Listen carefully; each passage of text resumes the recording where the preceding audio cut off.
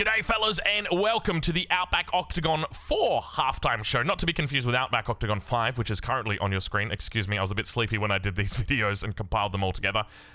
This is not a spoiler for the next Outback Octagon, I'll tell you that right now. What are we doing? Well, in this video, we are going to be taking a look at the best defenses, the best king snipes, the funniest moments, and the most clutch moment from Outback Octagon 4. Not to be confused with Outback Octagon 5. There are monetary prizes awarded for these plays. So keep that in mind going forward, that this matters a lot to these players, especially because it's some decent money. Now, we're going to be awarding first and second place this year. Previously, we awarded only first place, but this year we're awarding both first and second place. Now, of course, the separation between the two, it's $350 for the first place and $150 for second place. So just keep that in mind. We've got 4 different categories for tonight. The way that we decide the winner is going to be through Twitch chat. Twitch chat is going to be voting on who they think is the best. So that's essentially where we're at, and hopefully we don't have any ties again. Well, let's get into it. Let's take a look at, we're going to start with the best defense of Outback Octagon 4, not 5. Safe space that he can run to, but ideally you want to keep it alive. He's now going to look to drop down the keep. Corvinus 1. No, that's not how the story was meant to be written, they say. He's holding on, and he's doing a wonderful job in just making sure he doesn't want to lose these units. He wants these units to fight against Miyomaker's units. That's the whole idea. Shinobi now going to be coming out as well. Do they look to commit 100%? There's a keep here. Keep that in mind. And now standing, you can see the king's going to jump out the back. He should have this up in time. He's going to try and get it through. The king dodging those grenades and manages to get inside. The keep's online. Town center might be able to stay alive for the moment. And he's able to repel both of these players. The 2v1. Somehow. There's no way. 6.5 hours later. You can see he's having trouble progressing. He wants to avoid overcommitting the army here. And now in the north, Miyomaker going to try and attempt to take it. All of the ranged units moving in underneath. He wants it bad. He's going to try and run the king up towards that top side. We can see the knights coming around. Lash knows that he wants to make a run up towards these gates. And now on the south side, Whammo 1 still committing 100% to this idea, this concept. Hey, town centers, you need those to live. Maybe I can get the points if I kill the House of Wisdom and the town center. Potential option for us. Bombard numbers looking good. That is a shit ton of bombards. We'll say that right now. Now beginning to push forward.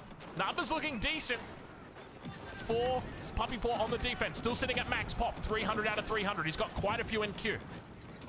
Great bombards continue moving up. 1 minute to go for sacred victory / defeat. Corvinus 1 trying from the west side. The Puppy Paw sacred site is exposed. Mango's firing off. Musofani Warriors doing a decent job. Puppy Paw to the south though. The Schlatter cavalry is microing everywhere. Left, right, center, up and down. Forcing them back. There's so much siege in here. Puppy Paw taking inspiration from Beastie undoubtedly with this amount of siege. Cleans up all the Sipahi. There's no units even close to this sacred site. Musofani going to try and make an attempt here. Springalds together with the Mangonels going to be able to easily defend this, and you can see Corvinus 1's realized, hold on, Mangonels, that's a cool trick, I can do that too. But there's a whole bunch of Schlatter cavalry here. All of them demo ships. Do the demo ships finally look to make their connection? More from the north. Demo ships finally. Let's see the cataphracts hit that trample.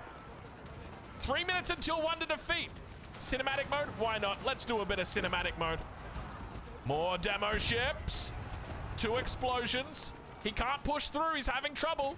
You can see just how much difficulty he's having. More demo ships coming up the rear. Like, how long has it been falling out? It's probably been months.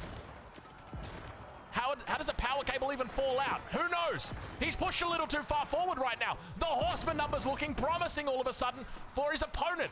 Elyona could be in trouble. He's completely surrounded. He's overextended. And the Cinderella story may come to an end right here, right now, as everything is getting eaten alive by horsemen. Send them all into the den.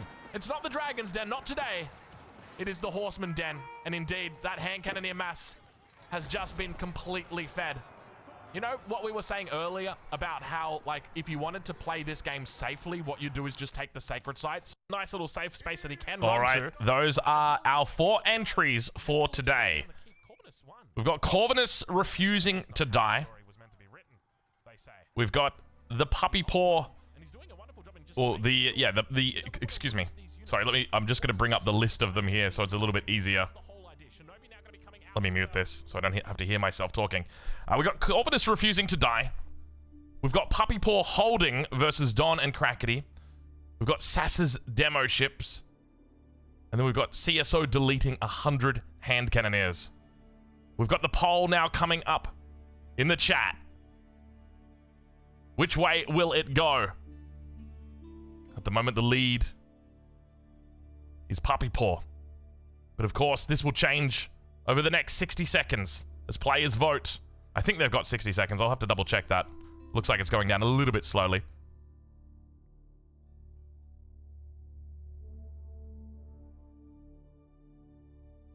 If only they got wonder victory on the island map. I was going to include that, but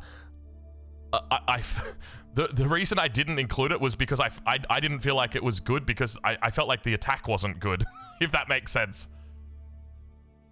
It's a bit of a weird one.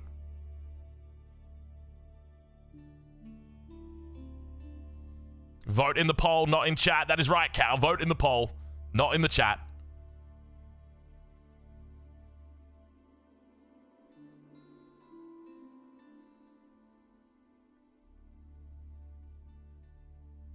All right, we'll make sure that all of the future polls are just at 60 seconds, because that's all we need. Short of a landslide coming through. I think at this time we can probably award victory going over to Puppy Paw holding versus Don and Crackety with 56% of the votes. And Corvinus 1 taking second place when he refused to die. Unfortunately, Sass's demos and CSO deleting 100 hand cannoneers aren't going to be the victors today. Congratulations to those players. Let's move on to our second event, or our second one tonight, which is going to be, let me pull that bad boy up for us. It's going to be the most clutch moments. So keep in mind, there's 4 different categories. Your favorite play might not be in here, just because it might be in another category. We don't want to put one specific play in like all of the different categories, just because there's always the risk that it just wins all of the prizes. I'm sure you know what I'm talking about. All right, let's turn this volume up so you guys can hear. I think his position's not bad though. I feel like so this is best clutch moment of Outback Octagon 4, not Outback Octagon 5. Actually, Marine Lord's position might be the worst spot. Just simply because... Oh, no. Oh, no. Oh, no. Oh, no. What is going on in this week's game? Oh, no. Oh, boy. Someone's going for an early game of Warcraft 3, I think. He's trying his best to duke it out. He's got the scout here as well to help. Marine Lord running for dear life. Well, those are sheep right there. And he's managed to split the crew. He's got the micro coming through. Vils have now been pulled. Marine Lord trying to find a bit of assist, and Spear's getting involved as well. Looking for the stabbity stab. The King's on the run. Needs to go for a quick wall. Marine Lord, think about it. You need that quick wall up. Get a little bit of speed. More Spears getting added to the mix. Marine Lord now bringing more villagers across. I think this might be it. He's going to try and get back towards the town center. He's going through the swamp, through the fire, through the flames. Can he do it? He's trying his best. The last dagger. 10 health on it. Marine Lord lives. Oh, the absolute goat somehow. And now he's got himself a bit of an advantage as the villager's going to get taken out. Marine Lord says, easy, easy peasy lemon squeeze. Can you believe it? The amount of siege these units have got.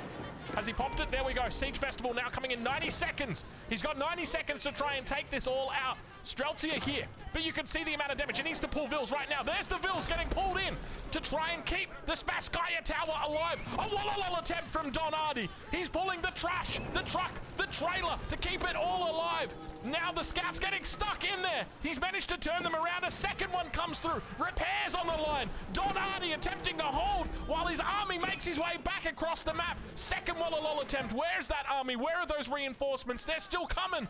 They're still on the way. The more warrior scouts make their way through. Don Ardy at 300 pop. Corvinus 1 at 220. It's continuing to work down the Spaskaya Tower. Vils repairing like mad, like crazy. That King needs to make a move. The keep has to be his target, but he's a little bit too far away. The King now out of water right now. All of the scouts right-clicking on that one position. The King makes it safely to the keep. That was the last landmark! He takes him out with a landmark victory! Corvinus 1 is the victor! No way! That was a bit of a twist. I did not expect that. I completely forgot about it. Corvinus 1! You go on the offensive after you put the wonder. Once their army is out of position, you just immediately turn it around. Oh, he's so good. He's so good, dude. Oh, you love to see it, don't you? He is just flexing at this point. He says, hey, sure would suck if you lost your king. He's actually gonna do it. He's on a whole nother level, dude. Meanwhile, the army is over here pushing towards his base. And he's just like, nah, that army is not pushing towards my base, brother. King. Couple Schlatter gonna try and follow. He's done. He's got him. Puppy Paw takes out one. Excuse me, is anybody gonna stop Baltoon? Is anybody gonna stop Baltoon? Baltoon is making a lot of heavy spears. He's got no fishing boats. King is out. We saw the king out for a second. He's gonna try for the Wallalow. Oh, he's body blocking him. Oh, he's gonna steal all of them. Oh, he turns the tide again. Marine Lord takes the title of Wallalow God. Definitely with a 2 back-to-back Wallalows right there to save himself again. There ain't no way. There ain't no... Hold on. They deleted. Oh, he Wallalowed them, but they deleted. Oh, they converted. Oh, he converted them, but they got deleted.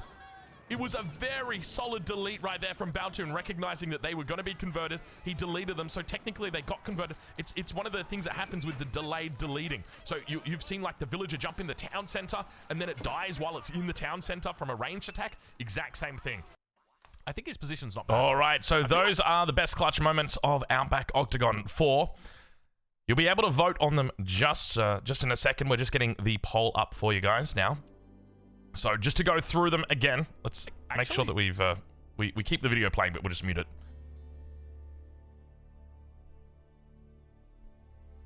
So which moment was the most clutch? Marine Lord somehow surviving. Corvinus taking out Don. Puppy Paw sniping Numidan after the wonder was built. And Baltoon deleting the converted units. And it looks like we've got a bit of a quicker vote today, so you're going to have to get your vote in and off to the races. We see Marine Lord is indeed the victor here today. Second place looks like it might be a little bit closer. Somehow he managed to survive through that. And as we can see in the video behind, it is, well, it's an incredible display of skill. The body blocking from the villagers was just a whole nother level. You can see him continue to do that.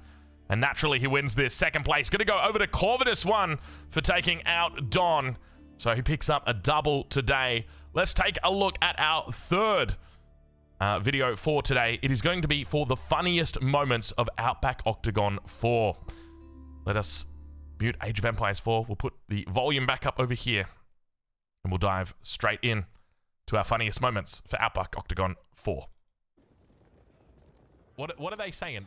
Crackety in the chat saying fuck. Beastie saying I got Shinobi. Beastie saying I'm gonna be honest. Try to get points on each other. Oh, you gotta love it. You gotta love it. Oh, you know, I'll be real. If they 3v1 Beastie right now, he dies.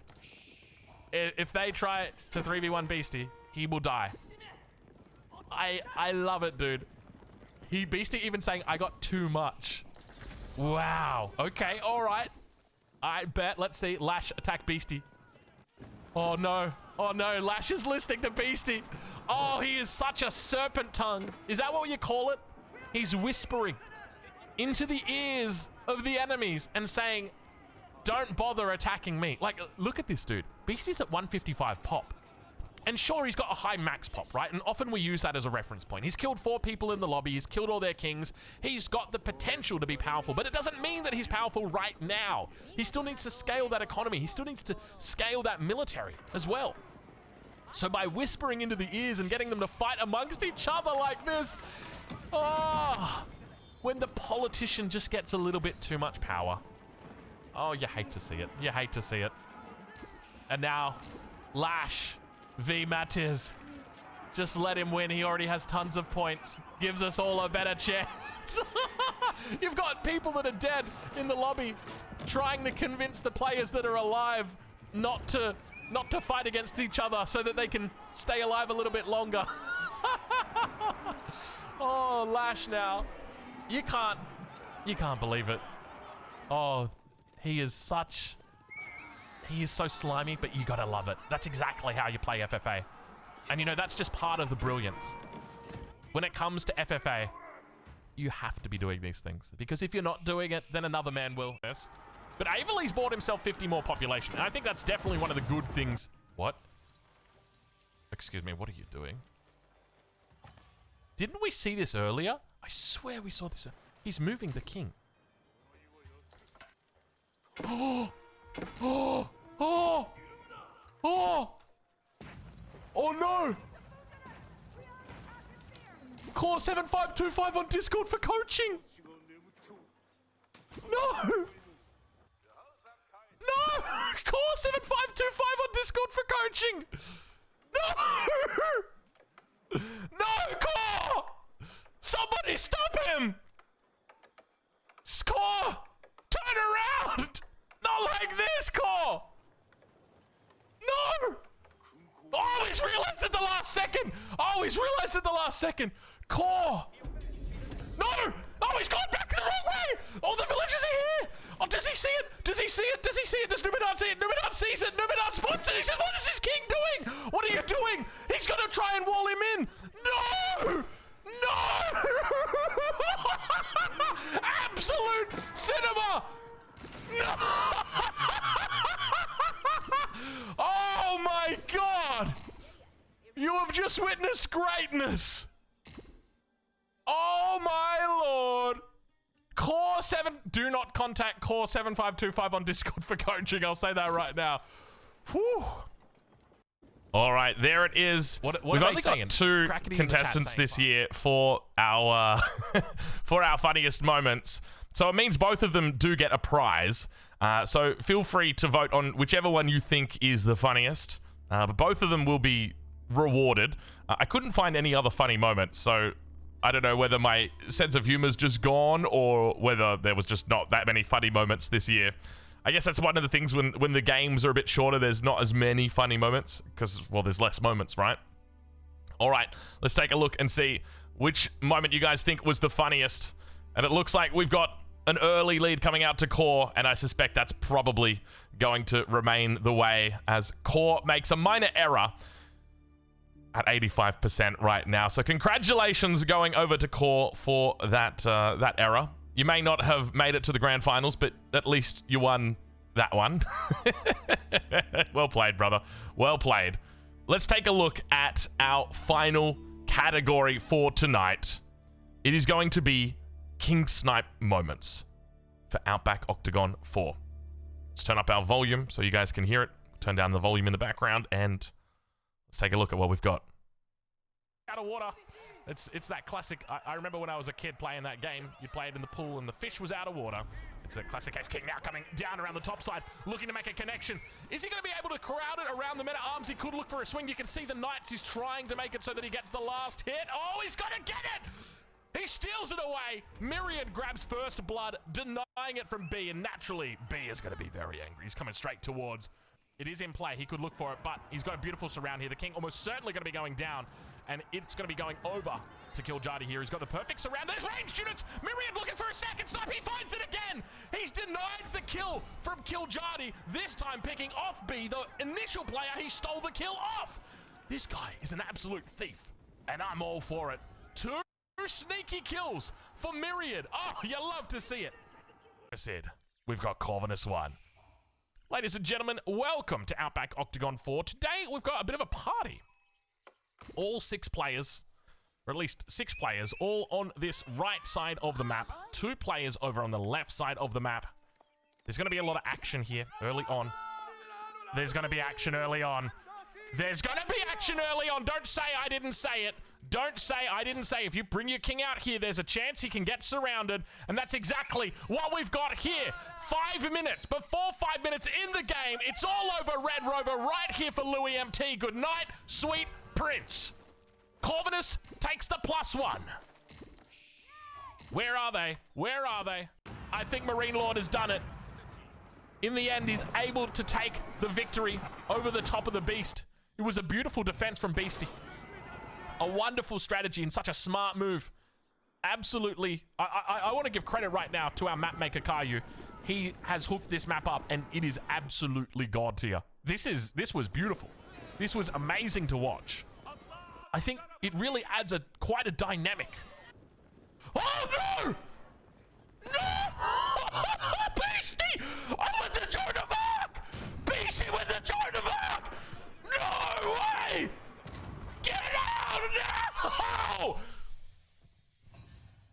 No! What? What?